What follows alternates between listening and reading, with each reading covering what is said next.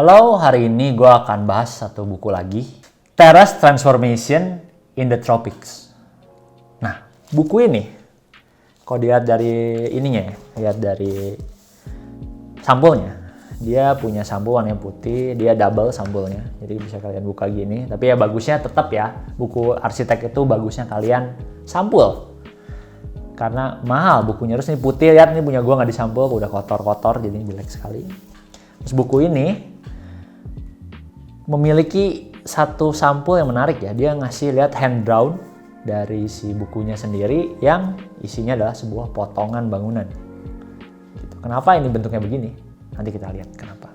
Buku ini menceritakan tentang terrace house. Kalau kalian dengar terrace house itu apa acara Jepang itu? Bukan acara Jepang itu. Terrace house adalah rumah yang panjang. Biasa di kolonial gitu. Aslinya dari Inggris ya, rumah panjang kayak gitu, sempit. Jadi lebarnya sempit, dalamnya panjang gitu. Jadi punya problem di mana problemnya adalah satu adalah udaranya susah gerak, kedua adalah cahaya nggak masuk ke dalam. Terus bangunannya biasa tinggi. Kalau bandingan di Indonesia itu kalian bisa mungkin adalah ruko. Gitu. Ruko kan biasa kan 5 meter panjangnya, wah panjang banget gitu kan. Nah sama kayak gitu. Spesifikasi sendiri dari buku ini adalah dia terdiri dari sekitar 290 halaman. Proyeknya ada 26 biji, diterbitin Maret 2021, tapi ini udah di reprint sekali ya, gue dapet yang reprintnya itu di Agustus 2021. Pengarangnya ada namanya Robert Powell, sama fotografernya Lin Ho. Si Robert Powell ini kalau kalian mungkin sering beli buku arsitek, dia sering banget muncul, karena dia sendiri udah bikin 41 judul buku arsitektur, nggak sedikit. Dia itu salah satu kerjanya adalah dosen juga di Malaysia, di Singapura, dan juga di Inggris kalau nggak salah pernah dia jadi dosen, tapi sekarang udah nggak ya, dia full time mungkin buat ngarang buku. Terus si Robert Powell ini bilang bahwa penyajian si terrace house itu harus potongan. Kenapa? Karena itu bisa menceritakan tentang si cahaya sama udara yang dipakai di bangunan tersebut. Makanya kita di highlight sama potongan di depannya, biasa kan foto-foto bagus kan, ini malah potongan gitu. Nah kalau kalian lihat sendiri buku ini, kita buka ya, di dalamnya banyak nih. Terus dibagi ke beberapa bagian. Pertama itu tentu saja ke introduction, apa itu terrace house dan lain-lain gitu. Terus udah itu masuk ke yang namanya proyek, tentu saja ya, di sini banyaknya proyek ya. Terus kalian bisa lihat di sini kan daftar isinya banyak sekali, kurang lebih begini. Yang menarik itu tiap kali misalnya ada judul buku misalnya House 8 gitu. Pertama yang kasih lihat di sini adalah potongan rumahnya. Jadi dia menceritakan tentang bagaimana cahaya masuk, udara lewat seperti apa gitu. Di rumah sepanjang ini yang lebarnya kita bisa lihat di kiri bawah ada lebarnya. Itu cuma 22 kaki kali ini. Ya itu kali 30 cm lah, 6 meter kali 120 kali 3, 36 meter. Jadi 6 kali 36 meter. Kan panjang banget kan itu. Gitu. Siap itu bisa kalian lihat. Di sini ada lokasi. Di sini juga ada arsiteknya. Bisa aja arsitek dan owner atau arsitek aja. Kalian kenapa sih ini menjadi penting? Karena kadang-kadang rumah arsitek itu cukup eksperimental ya. Jadi kalian bisa lihat saya eksperimental apa dia. Kalau rumahnya dari owner ya itu kehidupan mereka biasalah sehari-hari. Itu yang dibahas. Jadi terrace house itu jangan kalian bayangin rumah yang punya teras, tapi ini adalah rumah yang panjang gitu. Nah, makanya disebut terrace house. Jadi si terrace house itu bisa disebut juga sebagai nama lainnya row house, yaitu rumah yang panjang juga, sama benernya. Itu nama lainnya aja, dari abad ke-17 di Eropa. Biasanya terdiri dari nggak cuma satu lantai, jarang satu lantai doang, biasa terdiri dua atau 3 lantai ya. Dindingnya sharing sama tetangga, biasanya dia nempel ya ke jalan, jadi depannya itu mepet banget ke jalan biasanya, atau enggak ada taman sedikit. Setelah kalian tahu apa itu terrace house, masalahnya apa, buku ini seperti apa, kita akan bahas seperti biasa 3 proyek yang gue suka dari buku ini ya, dari 21 proyek yang ada. Jadi kita ambil sedikit aja ya, jangan banyak-banyak, nanti kalian nggak beli bukunya. Proyek yang pertama namanya adalah House 16, House 16. Jadi lokasinya ada di jalan mana ini? Di jalan Shinjuku, Kuala Lumpur. Yang bikinnya Inslim. Ukuran plotnya adalah 20 kaki itu 6 meter kali 90, ya 27 meter panjang gitu. Dia 3 lantai ya, kalian bisa lihat di potongan di halaman pertama ini. Terus yang menarik itu si InSlim ini adalah seorang desainer kebun atau taman. Dan si plotnya itu letaknya adalah di kayak apa ya, mungkin kalau di Bandung itu kayak di Braga atau di Jakarta di kota lama gitu.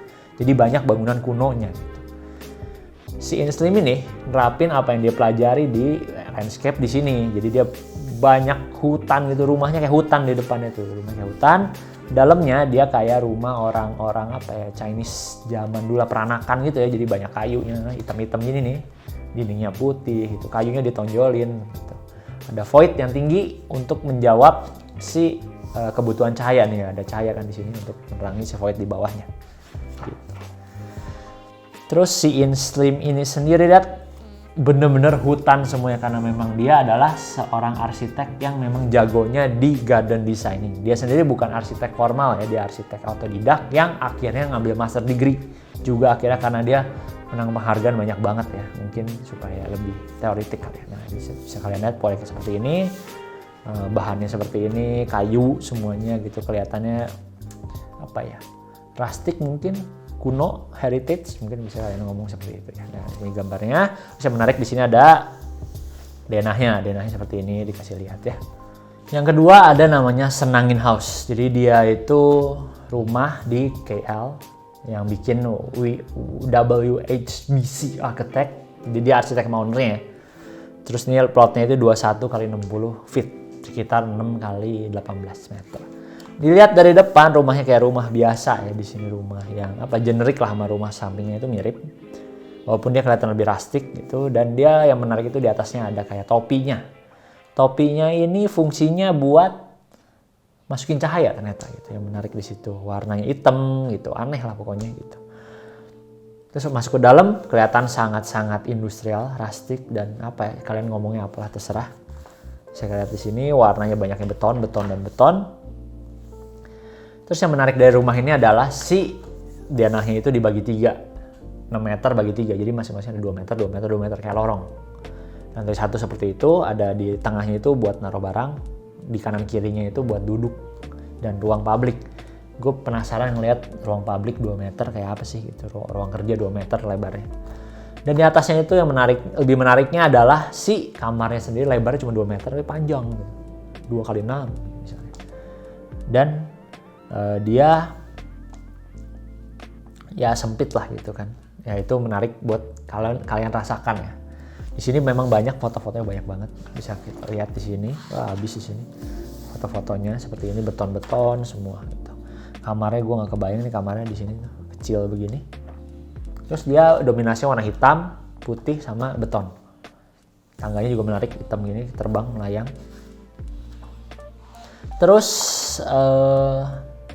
selanjutnya adalah Jose House. Jose House ini ada di Petaling Jaya, Selangor. Dibikin sama si Fabiantan Architect. Jadi dia arsitek doang. Ini bukan rumahnya dia. Ini rumah buat kliennya. Plotnya itu 22 kali 75 feet. Yaitu sekitar kurang lebih 6,5 meter kali 21 meter lah. Kalau dilihat dari luar, balik lagi, rumahnya kayak rumah biasa, rumah generik di jalan itu ya. Tapi kalau udah masuk ke dalam, ternyata dalamnya itu kombinasi beton, putih, hitam sedikit, sama ada coklat lah untuk si furniture-nya.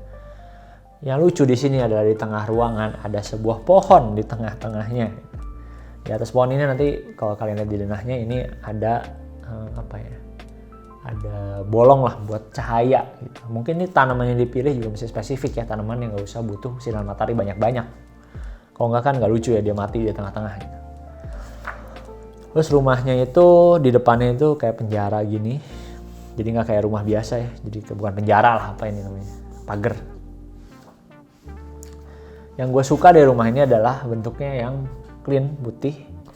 Dia nggak terlalu banyak, terlalu beda sama tetangganya. Dia bisa mempertahankan itu. Tapi dalamnya itu ya sesuai dengan si yang punyanya. Jadi dia nggak berteriak lah di luarnya. Di dalamnya baru dia suka-suka dia sendiri. Beda.